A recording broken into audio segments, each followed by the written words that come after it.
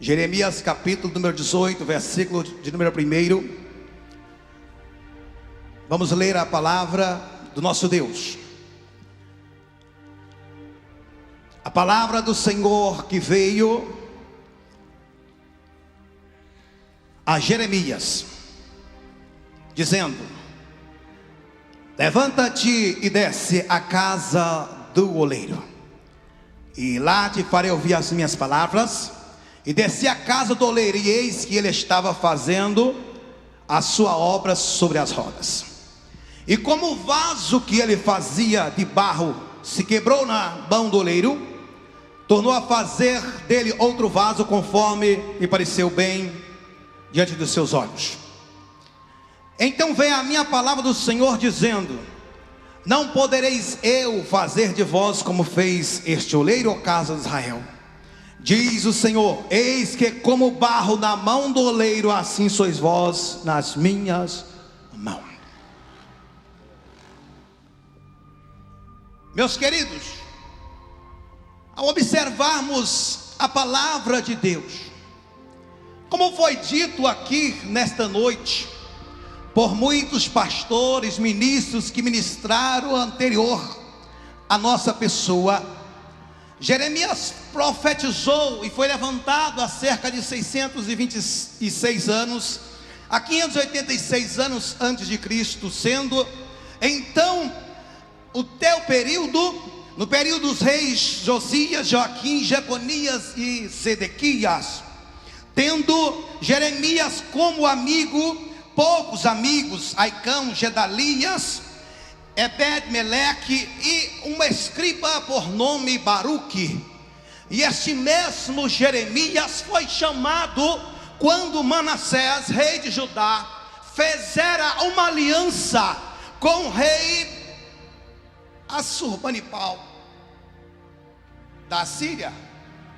E esta aliança política começou a massacrar a vida do povo de Israel, não no sentido material, mas no sentido espiritual, depois se materializando na vida do povo de Israel. Por quê? Porque nos campos se sacrificava para que as coisas nascessem. Isso era abominação diante dos olhos de Deus. Por quê? Porque na cidade adorava-se Baal, adorava-se Astarote e outros deuses. Isso era desagradável, isto fetia, chegava às narinas de Deus.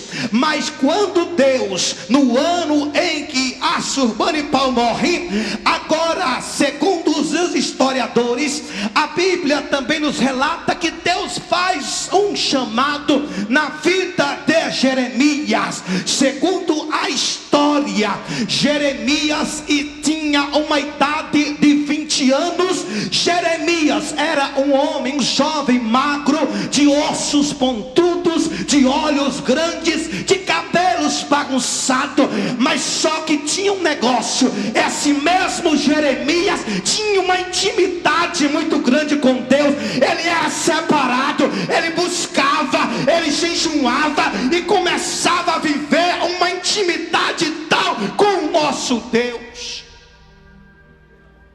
Em uma tarde, o seu pai Uquias, que era sacerdote em Jerusalém, da cidade de Anatote, a qual 200 anos fornecia, nutria o templo do Senhor com sacerdotes.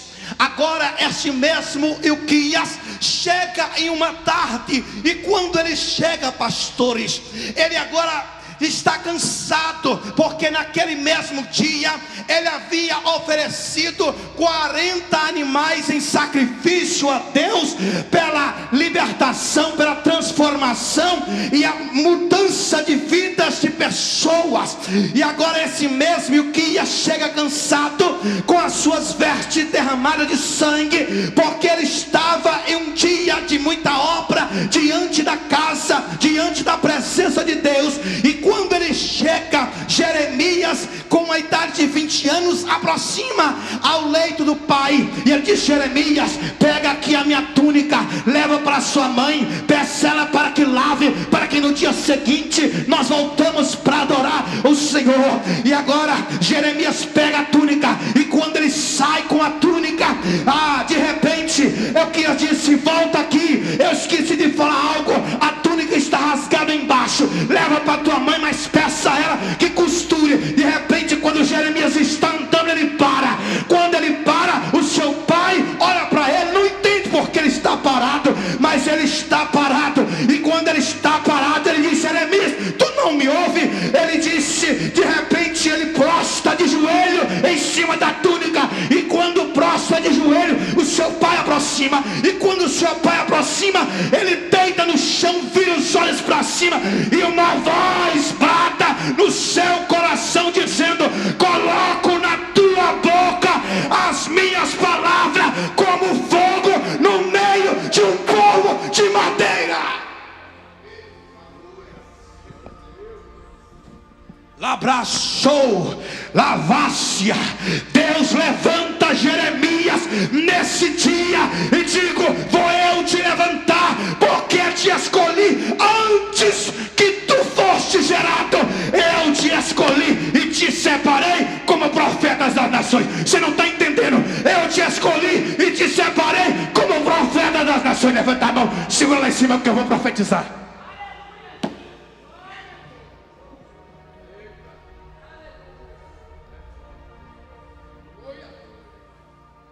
E Deus começa a ter intimidade.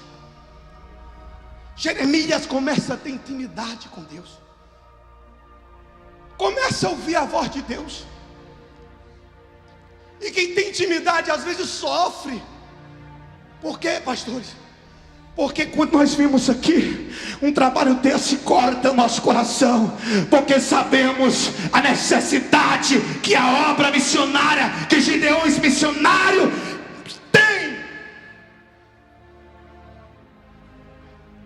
Jeremias começa a alimentar pouco, o seu peito, o seu estômago, ele começa a ter dificuldades de alimentar coisas sólidas, por causa do amor à obra do Senhor. Porque Deus começou a revelar o que ia fazer, o que haveria de fazer por Israel. E aqui no capítulo de número 18, no versículo de número 1, a qual nós lemos, ele dá duas ópticas dentro desse capítulo. Há duas ópticas para nós. A primeira óptica é a óptica de Jeremias, a óptica do homem. A segunda óptica é a óptica do oleiro, a óptica de Deus. Observe o que o texto nos diz, que quando ele chega lá, Deus manda ele olhar. E quando ele olha, ele vê um vaso nas mãos de oleiro, do oleiro. E quem vê isto? Quem vê isto é Jeremias, sim ou não? Sim ou não? Jeremias vê o vaso. E o vaso quando o vaso se quebra, o oleiro faz como lhe apraz. Mas o texto diz que o Senhor fala a Jeremias, vem a palavra do Senhor, o verbo. E ele diz: não poderei eu fazer com vós, ó casa de Israel, como barro nas mãos do oleiro. Observe que a segunda óptica é a óptica do oleiro. O oleiro não vê o vaso, mas ele vê o barro. Jeremias vê o vaso nas mãos do oleiro, mas o oleiro não vê o vaso, ele vê o barro.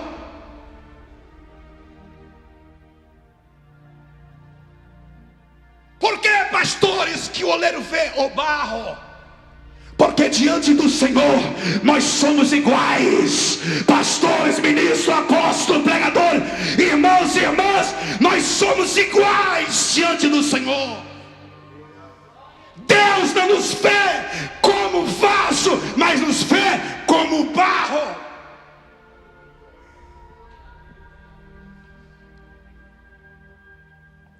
Porque o barro está todo o tempo sendo tratado. Lavassúria. O barro está sempre sendo moldado. Mas Deus permite que Jeremias vê nas mãos do oleiro o vaso. Há muitas pessoas que querem ver pela óptica de Deus. Despreza você, a tua casa, despreza o teu ministério, despreza a obra que você faz.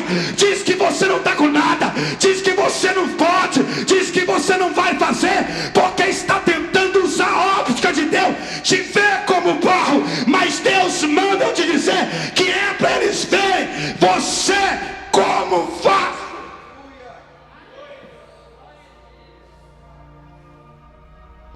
Usar a óptica de quantas vezes até nós usamos a óptica de Deus. Às vezes quando olhamos para alguém, dali não sai nada. Vamos ser sinceros. Quantas vezes usamos a óptica de Deus em precipitar com alguma coisa? 1 Samuel capítulo de número 16, versículos 6 e 7. Quando Deus leva Samuel a consagrar o filho de Jessé a rei de Israel, ele usa a sua óptica, a óptica humana. Quando passa ali, abre e diz: esse vai ser. Era bonito, formoso. E Deus te está enganado, não é ele. Porque eu não vejo como o homem vê. A minha maneira de ver é diferente. A minha maneira de olhar é diferente. Deus te vê diferente, meu filho. Deus te vê diferente. E Ele quer que as pessoas te vejam como Ele quer que veja. Você é profeta, você é vaso. Não importa o que falam de você. Deus mandou Jeremias ver você como um vaso.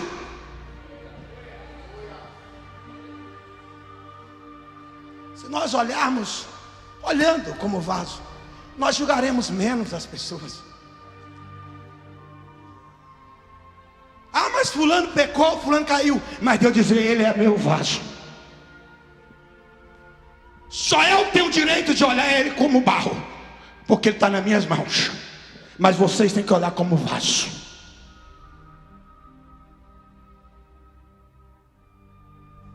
Mas ela, Senhor, fez isso, fez aquilo. Mas não interessa eu não posso olhar com a óptica de Deus. Eu não posso julgar, porque Deus não me dá esse direito. Eu tenho que olhar com uma óptica, aleluias, daquele profeta. Ele olha e diz: eu vejo um vaso. Se ele vai se quebrar, não importa, mas ele é um vaso. Vire para o seu irmão e diga: você é um vaso. Não importa o que aconteça, você é um vaso.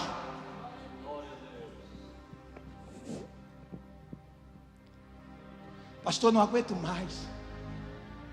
Talvez vocês não aguentam mais tanta perseguição, tanta calúnia contra a minha vida.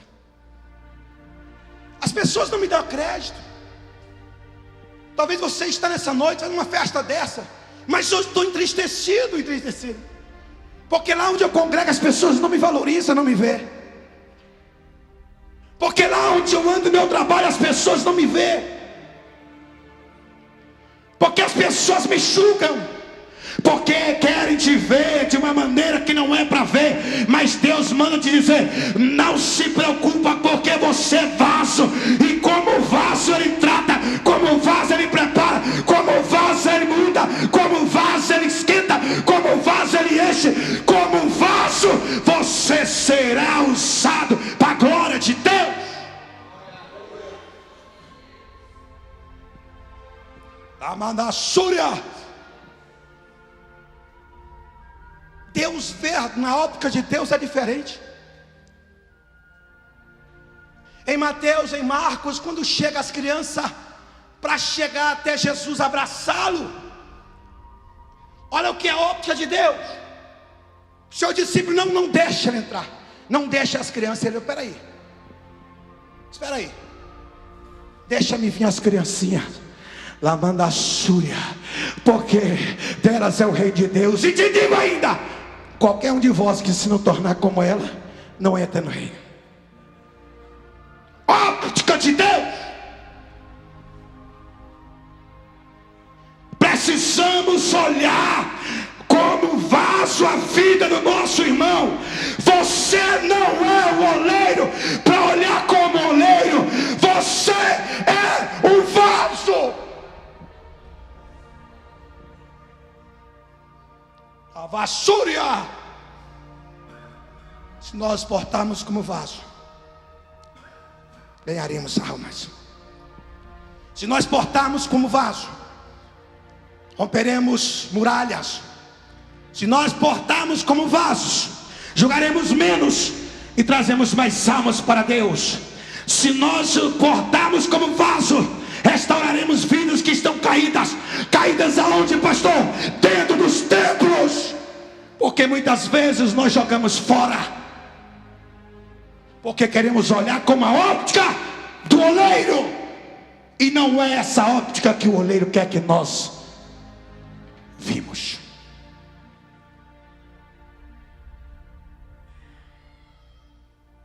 Ele quer que nós vimos com uma óptica de Jeremias. Ele quer que nós vimos as pessoas como vaso. Por isso o Senhor disse: tratai o vosso irmão superior a nós. Óptica de Jeremias, vendo o vaso. Pastor, mas ele está sendo quebrado. Não se preocupe, ele é vaso. A luta está grande, ele está gemendo. Não se preocupe, porque ele é vaso. Pastor, quando ele chega na igreja, olha lá de trás, ele está chorando, parece que não está bem. Você não tem que falar isso. Veja ele como vaso, veja ela como vaso, porque nós somos vasos nas mãos do oleiro. Deus não quer que nós vimos as pessoas como digo e vou repetir: você não é o oleiro, você é um vaso. Quando você está entendendo aqui, levanta a mão e aplauda o nome do Senhor Jesus.